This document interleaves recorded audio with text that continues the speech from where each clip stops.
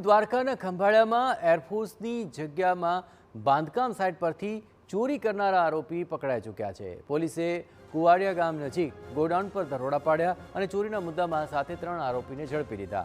આ ત્રણેય આરોપી અન્ય રાજ્યના વતની હોવાનો ખુલાસો થયો છે। પોલીસની તપાસમાં સામે આવ્યું કે આરોપીઓ બાંધકામ સાઇટ પર જ કામ કરતા અને લોખંડના સળિયાની હેરાફેરી કરતા અને તે માટે વપરાતી ટ્રેક્ટર ટ્રોલીમાં ચોરી ખાનું બનાવી અને આરોપીઓ બાંધકામ સાઇટ પરથી જ સળિયાઓની ચોરી કરી લેતા। 25,000 કિલો લોખંડના સળિયા સહિત કુલ 20,10,000નો મુદ્દામાલ પોલીસે જપ્ત કરી લીધો છે।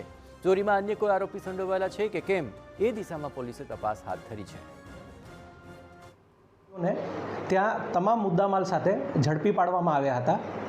તેઓની એમઓ એ પ્રમાણેની હતી કે ત્રણેય વ્યક્તિ મૂળ આ કંપનીમાં જ કામ કરતા હતા અને તેઓએ એક ટ્રેક્ટર ટ્રોલી, જેમાં ટ્રોલીની અંદર ચોરખાનું ડિઝાઇન કર્યું હતું, તેમાં તેઓ આ સળિયાનો માલ અંદર ભરીને આ ગોડાઉન બાજુ લઈ જતા હતા।